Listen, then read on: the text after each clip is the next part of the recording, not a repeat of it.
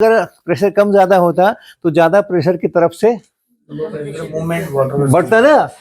अब इसमें देखो यहाँ पॉइंट है, यहाँ पे प्रेशर, और एक पॉइंट ये ले लो आप, यहाँ पे प्रेशर ज्यादा है ना, यहाँ कम है ना, फ्लो क्यों नहीं कर रहा?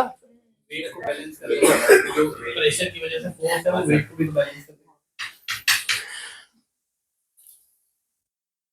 करेगा। ज्यादा प्रेशर से कम प्रेशर की तरफ पानी क्यों नहीं फ्लो कर रहा?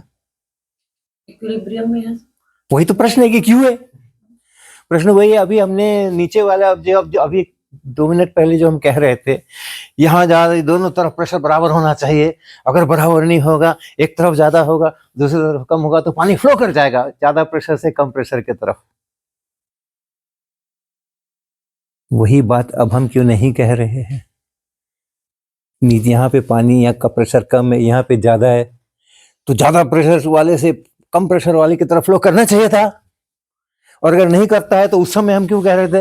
वो उस समय भी कम ज्यादा प्रेशर पड़ा रहता और वो आराम से रह सकता था।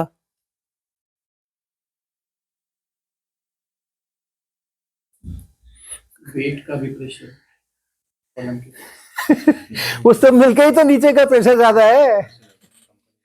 नीचे का प्रेशर ज्यादा इसीलिए तो है कि वेट का है।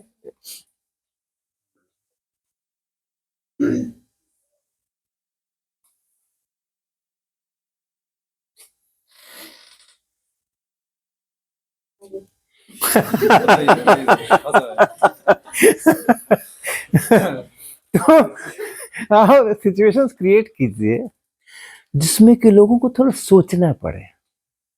ट्रिवियल सी भी बात हो, लेकिन थोड़ा सोचने के लिए लोग एक बार चुप हो, चिंतन करें, आत्मचिंतन करें। ऐसी सिचुएशन क्रिएट करना, ये टीचिंग का इंटीग्रल पार्ट होना चाहिए। ये पढ़ाना बहुत आसान है, सेम लेवल पे बराबर होते हैं, ऊपर नीचे में एचरोजी का डिफरेंस होता है, ये होता है। आप पढ़ा तो लोग समझ लेंगे, जान लेंगे, सीख लेंगे, सोचेंगे नहीं। सोचने को है क्या? आपने बताया, हम सब सुन लिया, हमने समझ लिया, हमने जान लिया, मैं सोचूंगा क्या उसमें? राइट? तो अपने को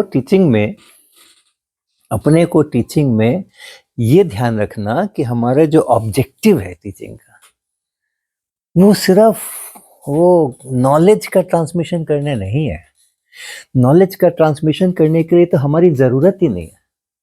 इतनी अच्छी अच्छी किताब लिख करके रखी हुई है, इतने अच्छे अच्छे लिटरेचर ऑनलाइन के ऊपर रखे हुए हैं, हर प्रश्न का उत्तर मौजूद है वहाँ पर, अधिकांश का उत्तर सही भी है।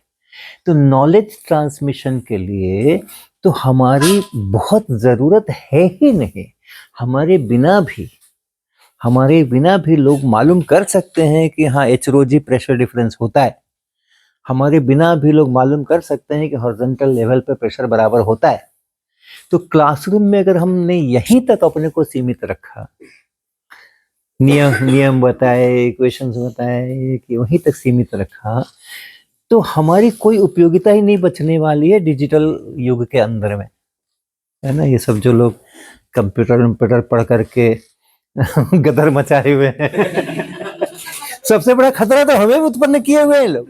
दोनों ये मास कम्युनिकेशन से है, ये आर्ट से है, और मतलब सब मिलजुल करके ठीक समझ में आ रहा है कि knowledge doesn't have any boundaries, it's just a knowledge. तो हम जो है, हमारी जो भूमिका है, हमारी जो उपयोगिता है, हमारा जो रेलेवेंस है एज ए टीचर, वो तो खत्म हो जाएगा ना अगर हम इतने ही पे अपने को सीमित रखें। क्यों? इसके लिए तो सारे दरवाजे खुले हुए, कहीं से भी लोग अपना नॉलेज ले लेंगे। बट ये चीज कहाँ से लाएंगे? अगर हमने ये स्पेशलिटी अपनी उत्पन्न की और क्लासरूम में उसको डिमॉन्स्ट्रेशन किया और उसके आधार पर लोगों का विकास किया, कि हमने बच्चों को सोचने के लिए मजबूर किया, उनके ब्रेन को हमने एक्सरसाइज कराया, उनके ब्रेन के जो भी सर्किट्स हैं, फलाने ढिमाके हैं, उनको हमने चालू रखा।